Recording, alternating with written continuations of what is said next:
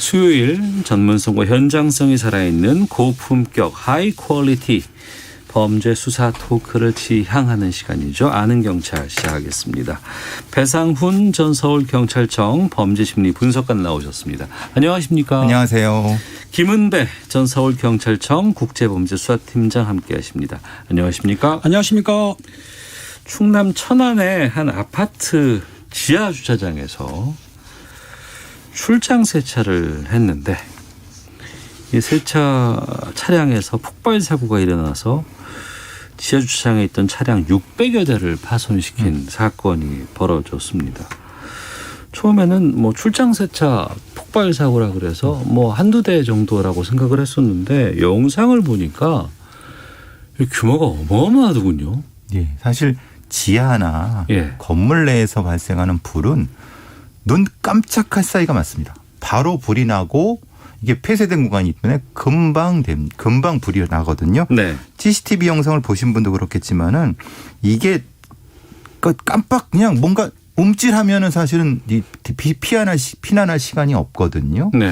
꼭 그건 명심하셔야 됩니다. 그러니까 지하에서는. 근데 이 건 같은 경우는 그 천안시 불당동이라고 이 천안에서는 글쎄요 이렇게 부르면 모르겠는데 천안의 강남이라고 하는 그런 아주 좋고 괜찮은 좋고 고급 아파트인가 봅니다. 네. 왜 제가 이 말씀을 드리냐면 그 피해 규모가 커지는 것 때문에 외제차 때문에 그런 말씀을 드리려고 하는 건데요. 네. 아까 말씀하신 것처럼 실제로는 처음에 불은 출장세차 차 승합차에서 네. 불이 났는데 그것이 이 연기 그리고 복사열로 주변에 있는 차로 확산돼서 지금 이 막대한 피해가 발생한 겁니다. 이거는 11일 밤 11시에 발생한 일입니다. 그러니까 출장 세차를 불렀겠죠. 입주민이. 그렇죠. 그러니까 차는 지하 주차장에 갖다 놓고 이 세차 같은 거 요즘에 지하에서들 그냥 그 차 하나 와가지고 그 안에 다 모든 장비가 실려 있고 거기서 세차도 하고 뭐 광택도 내고 뭐 여러 가지 많이 하시더라고요. 근데 거기서 폭발이 됐다고 해도 주변에 한두 대 정도만 저는 정말 그 여파가 가고 다른 곳은 뭐 끄름이나 있을 정도라고 생각했는데 영상을 보니까 그게 아니고 뭐 600여 대가 넘는다고요? 네. 지금 언론에서 말되는 666대라고 하는데 그 666 숫자가 좀 그러니까 성경에서는 악마 숫자라는 좀 겹치니까 좀 불길한데요. 네. 아마 8월 11일 날 그날 오후 11시니까 아마 차량들이 전부 다 주차가 됐을 거예요. 밤 11시면 다 그렇죠. 그렇죠. 네. 그리고 이제 그 지하 2층이기 때문에 아다시피 그 영상 보시면 알겠지만은 그 세차에서 담배를 피우다가 아마 그 스팅기에 웅일 걸로 주장하고 있는데 차가 펑 폭발하지 않습니까? 그러면 아까 교수님 말만 대로 밀폐된 장소이기 때문에 이 가스 같은 게 누출이 되기 때문에 주변에 있는 차들 옮겨 붙으면 또 거기서 폭발이 되고 이래가지고 총 666대인데 그중에서 16대는 완전 전설했다는 거예요. 네. 그 28대는 이제 반소나 반파가 됐고 나머지 622대 정도는 이제 끄름 있지 않습니까? 연기.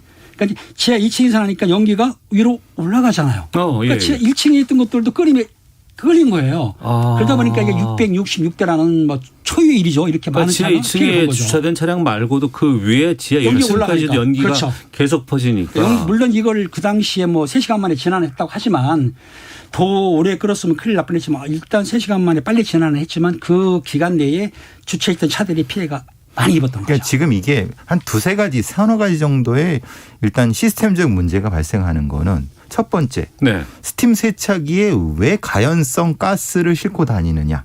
그것에 대한 어떤 규제는 없느냐.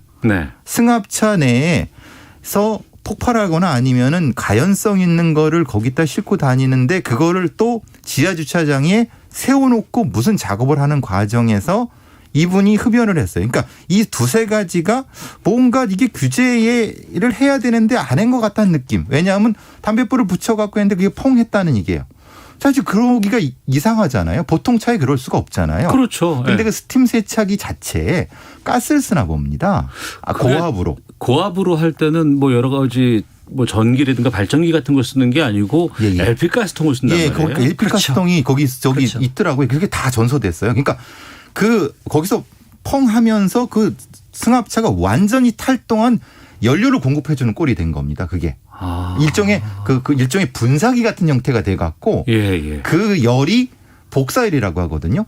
지하 주차장은 이 천정에 열이 반사돼 갖고 그것이 옆으로 바로 훅 퍼지죠. 예, 확 펴집니다. 그래서 주변에 있는 한 20m, 30m 쪽에 있는 거는 사실 차가 쇠기 때문에 완전히 불이. 그게 또 연료가 있기 때문에 그래서 주변에 있는 게 한 20, 30대 전소가 된 게 그렇게 된 겁니다. 게 주변에 있는 게 그 복사열도 있고 또 폭발하면서 그 잔해물이 날아가니까 그렇죠. 타이어도 있고 차 같은 경우에 그렇기 때문에 전소가 됐는데요. 아무튼 그 말씀하신 스팀기 이런 거는 LPG 사용한다고 하니까 그 스팀기에서 누출이 됐는지 아니면 용기 자체 LPG 용기에서 누출됐는지는 모르겠지만 그건 이제 국가수에서 정확하게 이제 조사를 하겠죠. 어떻든 그 불로 인해 가지고 이렇게 많은 피해를 봤다. 지금 교수님 말씀하신 대로 실제적으로 지금 우리나라상 그 승용차 7인승 이상은 소화기를 비치하는 걸 제가 알고 있어요. 네. 아직 5인용은 통과 안 됐죠. 그렇죠. 그렇게 알고 있는데 그 당시 화면을 보니까 소화기가 없는지 왔다 갔다만 하고 너무 우왕좌왕하죠. 소화기를 비치를 했는지 없는 것 같아요. 불의 지삭이 없어요. 그리고 지하주차장에 소화기가 다 있지 않나요? 그러니까 지금 그게 소화전이 없었느냐. 예. 소화기가 어디 있는지 눈에 안 보였다. 스프링클러는 터졌느냐. 이 몇 가지 재연 댐퍼라고 해서 연기가 나가는 거 이런 거 서너 가지의 이슈가 지금 있습니다. 네. 이것도 지금 국가수나 소방이나 경찰에서 하겠는데 이게 모두가 아주 우연한 건지 모르겠는데 다 안 좋아진 겁니다. 다 제대로 그러니까 안 된 겁니다. 폭발이 났고 여러 가지 피해는 났지만 혹시라도 제대로 된 어떤 매뉴얼대로 무언가 작동이 됐었으면 피해를 그나마 줄일 수 있었던 여러 가지 장치들이 있었는데 그 소화기일 수도 있고 소화전의 위치일 수도 있고 아니면은 스프링클러의 작동 여부라든가 또 환기 시설의 제대로 된 작동 여부라든가 이런 것들이 다 필요한 거 아니겠어요? 근데 그게 다 하나도 제대로 작동이 안 됐다고 보는 것이 맞는 것이 지금 원래 그 정도의 연기가 나면 다 밖으로 빼내야 되거든요. 예. 자동화 배연 시설로 그것도 안 됐고. 근데 물론 소방서에서는 지금 그 스프링클러는 터졌다고 하니까 아파트 측 관리사무소 쪽에는 터졌다고 하는데요. 네. 아니 터졌는데 이렇게까지 불이 나나? 이게 좀 논란이 될 수 있어요. 교수님 얼마 전에 지금 말씀드리는 게 불이 났습니다. 그러면 그 불난 차 자체에도 소화기가 없는 걸로 보이고 그리고 지하주차장에 소화기를 비치하게 돼 있어요. 소화기 자체를 비치하게 돼 있고 또 보면은 스프링클러도 작동해야 되는데 안 됐다는 얘기고 또 소화전도 있지 않습니까? 근데 그런 것이 교수님 남았다나 다 이루어져야 되는데 제대로 작동이 안 됐기 때문에 화화물을 키운 거다. 물론 거기에 대해서 좀 더 철저한 조사를 하지만 제가 보기에도 스프링클러가 작동한 것이 보이진 않거든요. 상황을 보게 되면. 우선 그건 이제 수사 결과 확인해 봐야 될 것 같은데 제때 터졌는지 어쨌는지는 스프링클러가 작동이 됐는지는 그 인명 피해는 없었어요? 그 한 14명 정도는 그 연기를 호흡을 했는 것 같아요. 그래서 병원에 이송을 했고 그 불을 냈던 당사자 본인이 진술했으니까 그 세차업체 직원 같은 경우에는 2도 화상이라고 하는데 2도라고 한다면은 진피까지도 화상을 입은 거거든요. 그럼 한 2주나 3주 정도의 치료는 받아야 될 것 같아요. 큰 인명 피해는 다행히 없었습니다. 왜냐하면 야밤이었고 운전했던 그 지하주차장에 있던 분들이 없었고 다만 연기로 인해서 연기 흡입으로 한 10여 명 정도가 좀 고통을 받으신다 정도까지인데 그 이상의 인명피해는 지금 없는 걸로 확인되고 있습니다. 그런데 이 스팀 세차 같은 거 편하거든요. 그리고 이제 내가 집에다가 차를 대놓고 난 자고 있으면 업체와 이제 결제만 되고 있으면 스스로 와가지고 차 위치만 알려주면은 와서 그냥 밤에 깨끗하게 해주고 가고 그러면 깔끔하잖아요. 그렇죠. 출장이니까. 근데 거기에 LPG 가스통이 있는지는 저는 몰랐고 이게 또 다른 사고들이 또 있을 수 있을까라는 걱정도 좀 되거든요. 그러니까 이게 규제의 사각지대인지 저도 사실 이번 것만 문제가 되는 것인지. 근데 그건 아닌 것 같아요. 왜냐하면 그 안에 보니까 저도 거기 왜 LPG 가스통이 있었는지 하고 스팀 세차에 고압가스를 쓰는 거라고 하면은 이거는 지하주차장에 함부로 들어오면 안 되거든요. 왜냐하면 폭발할 수도 있고. 거기에 유증기가 남을 수도 있거든요. 근데 그거에 대한 어떤 규정이 지금 없는 거예요. 그러면은 보통 출장 세차를 지하주차장에서는 하면 안 된다라는 규정을 넣든가 아니 아파트 관리 규약에 넣든가. 근데 지금 우리 시민들께서는 그런 출장 세차 자체가 그런 위험이 있는지를 모르시잖아요. 그 부분 한번 이 관계기관에서 확인을 해야 될 것 같아요. 그러니까 이번 경우에서만 이게 문제가 된 것인지 아니면 모든 출장 그 세차 업체분들이 지하주차장에 오는 걸 막아야 되는 건지 그건 또 아닌 것 같기도 하고. 두 가지가 뭐냐면 외부 세차만 하는 경우가 있고 내부 세차 같은 경우 스팀을 해가지고 뒤에 시트라든지를 청소해 주거든요. 그러니까 이게 지금 업체마다 틀리기 때문에. 그러니까 세차의 문제는 아닌 것 같고 LP 가스통의 문제인 거잖아요. 그 안에 정확하게는. 그 안에 왜 그런 거를 세팅을 했는가. 그것이 규제가 있는 것인지. 그리고 모든 출장 세차에서 만약에 LPG 가스통을 다 상시적으로 비치해 놓은 상황이라 그러면 들어오면 안 되는 것 같고. 그러니까요.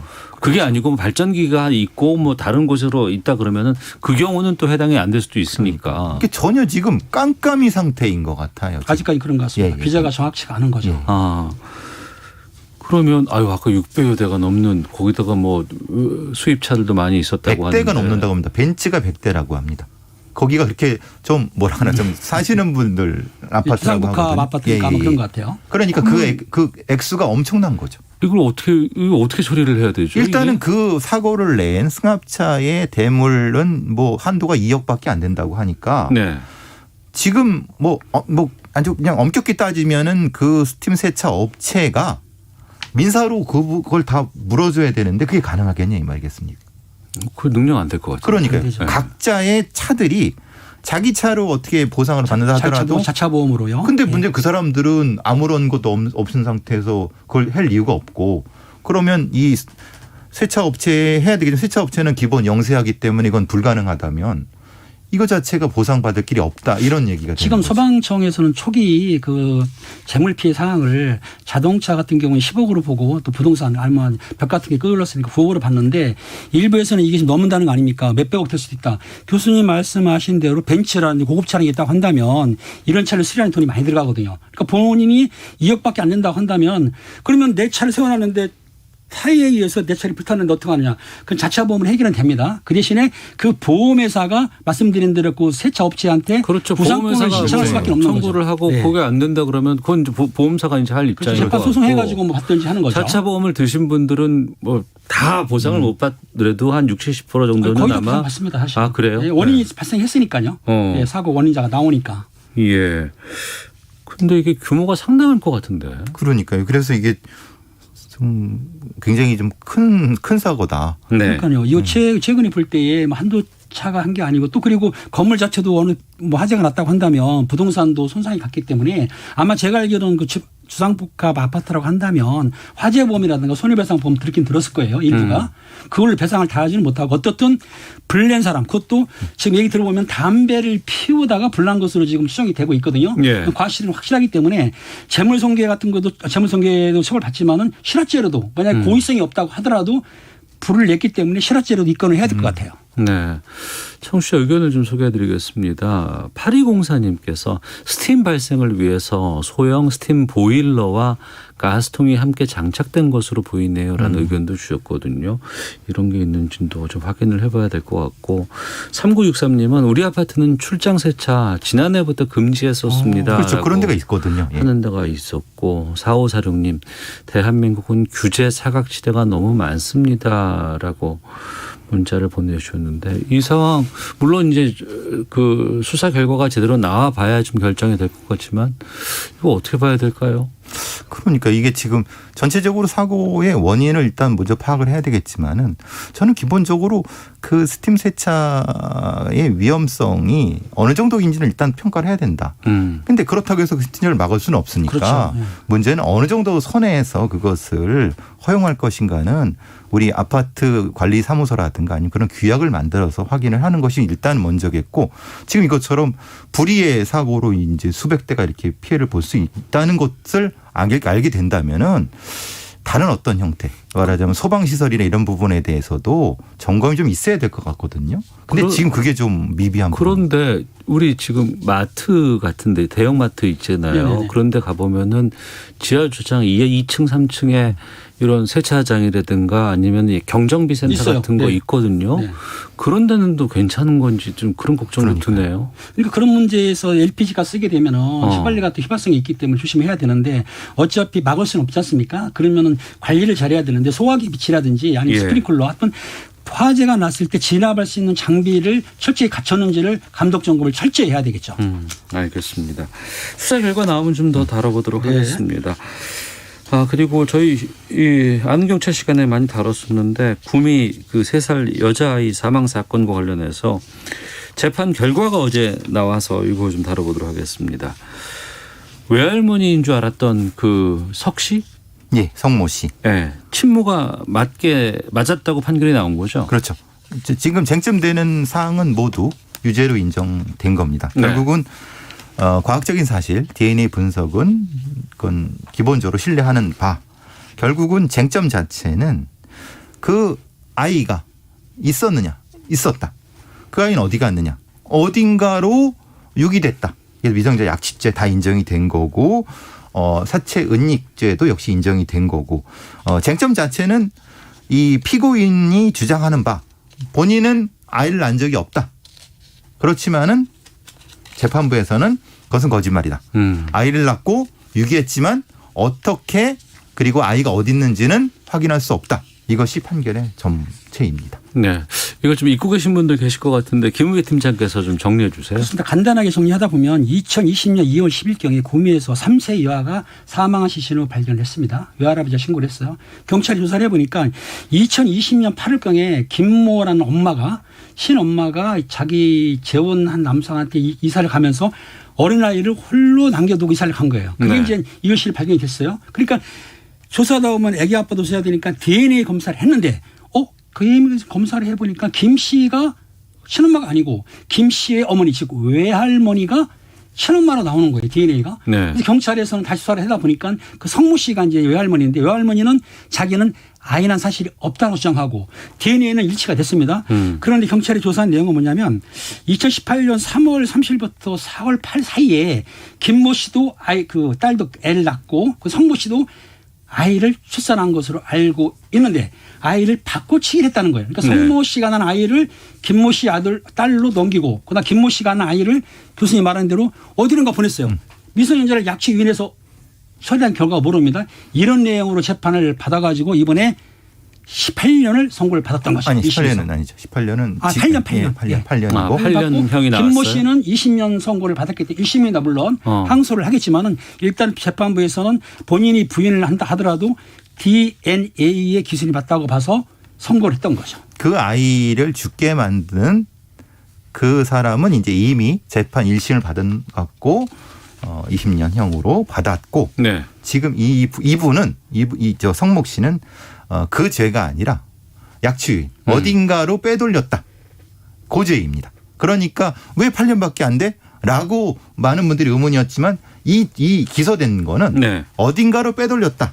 그 부분에 대한 판단이기 때문에.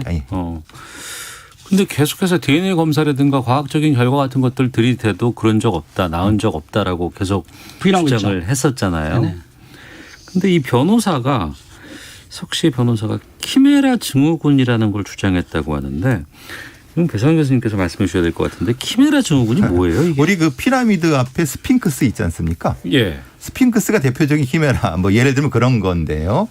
그러니까 이종 생물 뭐 이렇게 생각하시면 되지만 인체상에서 벌어질 수 있는 거는 이런 겁니다. 이란성 쌍생아가 먼저 생깁니다. 네. 그 이란성 쌍생아는 뭐냐면 DNA가 다르겠죠. 네. 두 개, 수정란이 두 개니까. 근데 그 중에 한 수정란이 죽습니다. 그 죽은 어떤 DNA를 다른 수정란이 흡수하는 겁니다. 그러면은 이 살아난 수정란 태어나겠죠. 예. 이 수정란 안에 DNA가 두 개가 생기는 겁니다. 그러니까 자기의 이란성 쌍생아의 DNA를 가지고. 흡수해 갖고 하니까 보통 한 사람은 하나의 DNA가 있는 게 정상인데 네. 두 개의 DNA가 나타날 수 있다. 요거가 있고요. 또 하나는 이제 이식 수술. 말하자면 우리가 이제 그 뭐 혈액 이식 수술 말하자면 이 골수 이식을 하는 경우에 네. 위쪽에 있는 것과 이 골수에서 나오는 DNA가 다른. 그러니까 한 사람한테 두 개의 DNA가 나올 수 있는 네. 그걸 이제 키메라 증후군이라고 그러니까 두 개의 해서. DNA가 나오면 어떻게 된다는 거예요? 그러니까 말하자면은 지금 이 아이의 DNA가 지금 나온 거는 이 검사한 것은 한쪽이다. 다른 쪽은 검사를 안 했다. 네. 이렇게 되는 거죠. 이 변호사의 주장은. 근데 이것은 배척을 해버린 거야. 그거는 불가능하다. 네. 그거는 지금 제가 말씀드린 것처럼 이란성 쌍생아에서 나타나는 거지 여기에 적용될 건 아니다. 이렇게 얘기를 한 겁니다. 재판부에서. 어렵다 참. 근데 그러면 아직 찾지 못한 아이는 지금 어디에 있을까? 이거 찾아야 되지 않을까요? 그래서 그거 이제 경찰에서 수사를 했고 검찰에서 알아봤는데 실제적으로 성모 씨가 그 빼돌렸다는 아이 김모 씨 아이라고 보고 있죠. 그 아이를 찾지를 못하고 있어요. 제일 중요한 키는 누구냐면은 성모 씨가 진술을 해야 되는데 네. 계속해서 애난 자체가 없다고 하는데 그럼 빼돌린 거 아니지 않습니까? 아까 교수님 말씀하셨는데 사체유기 미수하고 미성년자 약취유죄가 10년 이하 징역이거든요. 그리고 그래서 8년이 나왔다. 사체유기 미수죄는 7년이에요. 그러니까 8년이면 작은 건 아니죠. 하지만 그 성모 씨는 인정을 안 하는 거예요. 쉽게 얘기해서 자기는 애를 안 낳았다고 주장하고 있는 거죠.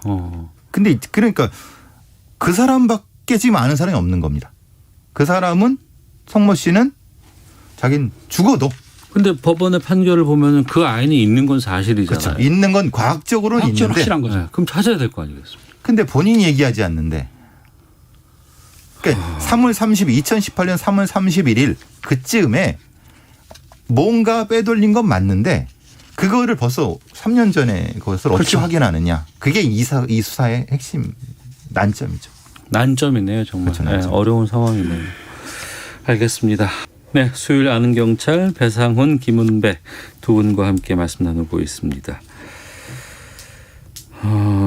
성추행을 당한 여중사가 스스로 목숨을 끊은 사건이 있었습니다. 얼마 전엔 공군에서 이런 일이 벌어졌었는데 이번엔 해군입니다. 지난 공군 성추행 사건과 너무 좀 비슷한 사건이 또 연이어 나와서 많은 분노를 사고 있는데요. 김은배 팀장께서 좀 정리해 주시죠. 간단하게 날짜별로 설명하겠습니다. 그 해군에서 이번 안타까운 사건이 났는데요. 해군 여중사가 5월 24일 날 발령받고 5월 27일 날 민간 식당에서 비상사한테 성추행을 당했습니다. 그런데 그날 5월 27일 날 다른 자기 상관한테 그 얘기를 했어요. 네. 내가 성추행을 당했다. 그런데 신고는 하질 않고 이거를 좀 아마 그 말썽 나고 왜 밖으로 알리지면 안 되니까는 좀 막아달라 했던 것 같아요. 그때까지는 좋았습니다. 그리고 나서 그 여성 중사가 한 2개월 반 동안 8월 9일 날 정식으로 신고를 했습니다. 성추행으로. 네. 그러니까 8월 11일 날 가해자 C씨를 입건을 했어요. 그런데 8월 12일 날 그 여군 중사가 그만 극단적 선택을 했습니다.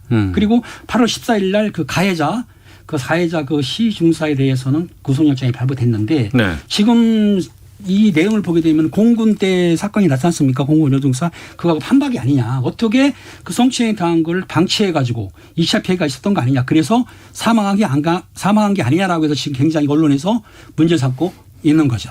지금 상황에서는 2명이 더 입건이 됐습니다. 네. 한 사람은 아까 그 여중사가 보고한, 그러니까 가해자 말고 보고한 상사, 그리고 또 하나는 그 부대장, 중령, 이 둘이 이 신고자의 비밀을 누설했다고 해서 네. 그걸로 입건된 상태입니다. 그럼 지금 상태는 구속된 거 하나, 입건된 사람 둘 이렇게 되는 거죠. 네. 성추행을 당했다고 부대 상사에게 신고를 했는데 이게 외부로 알려지면 안 된다고 무마한다는 게 지금 시기에 맞는 말입니까 이게? 그러니까 지금 상황에서 지금 5월 27일부터 8월 9일까지 무슨 일이 있었는가가 사실은 핵심적으로 그러니까요. 2차 가해 문제인데 지금 나오는 얘기는 그겁니다. 그 바로 뒤에 이 부대장이 이 부대원들을 모아놓고 갑작스럽게 2차 가해에 대한 교육을 했다는 겁니다. 뜬금없이. 네. 그러면 뜬금없는데 어떤 여중사는 전출을 이미 갔어요. 그러면은 이 부대원들이 모를까요, 알까요? 무슨 일이 벌어졌는지. 그러니까 그래서 이 부대장이 네. 이 중령이 입건된 게 바로 그것 때문에 그런 겁니다. 신원을 노출했다. 네. 뻔히 알게 했다. 마치 자기는 2차 가해 방지에 대한 걸 교육한답시고 했지만 실제로는 이것은 결국은 다른 의도가 있었던 것이 아니냐라고 네. 이 수사당국에서는 의심할 수밖에 없다. 이렇게 된 거죠. 그 사건을 무마하려는 것들도 상당히 좀 드러나고 있는 상황이고 또 하나는 정식 신고가 이루어졌지만 지긴 했어요. 했다고 네. 말씀하셨는데. 신고를 했죠. 근데 그 사건이 발생되고 나서 그러니까 성추행이 벌어지고 나서 정식 신고까지는 시간이 상당히 텀이 좀 있거든요. 그러니까 이렇게 보시면 됩니다. 8월 9일 날 신고했는데 9월 10일 날 입건했다 그러면 그 늦은 건 아닙니다. 그런데 5월 27일 날 성추행을 당하고 8월 9일에 늦게까지 정식 신고하기까지 혹시 부대에서 축소 은폐라든지 어떤 압력을 넣어가지고 2차 피해를 준 거 아니냐라고 주장하는데 당시에 보게 되면은 그 주임 상사 즉 첫 번째 신고받았던 보고받았던 상사가 불러가지고 그랬다는 거예요. 네가 후배니까 참아라.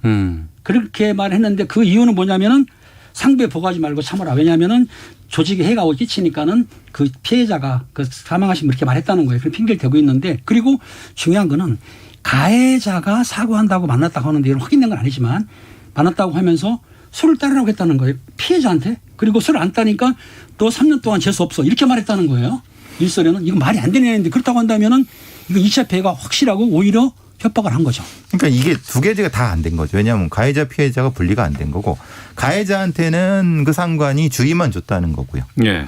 피해자한테는 아까 말씀하신 대로 네가 참아라. 그러면은 이게 뭘 하자는 겁니까? 결국은 그걸 방치한 거 아닙니까? 그러니까 결국 무슨 상황이 벌어졌냐면은 그 가해자가 일종의 그 피해자를 무시하는 전략에서 오히려 계속 업무를 배제시키고 마치 없는 사람처럼 취급하는 상태를 해버리니까 네.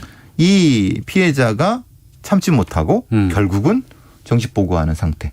그럼 그 2달 넘게 그러니까 2달이라는 시기는 아시겠지만 공군 부사관으로 전 군이 지금 떠들썩했고 대통령께서도 계속 말씀하셨던 그 상황이에요. 그러니까요. 그게 가장 문제예요. 5월 22일 날 공군 부사관의 그런 선택이었고 이 사건은 5월 27일 날 벌어졌어요. 그럼 그때 계속 서욱 장관부터 뭐 굉장히 여러 가지가 있었는데 그걸 깡그리 무시하고 그냥 성추행했다는 거잖아요. 저희 가해자가. 그리고 그 뒤에도 계속 똑같은 일이 2달 동안 벌어졌다는 거니까 도대체 이 해군의 이 지휘 체계는 뭐냐. 네. 지금 이 문제가 되는 거죠.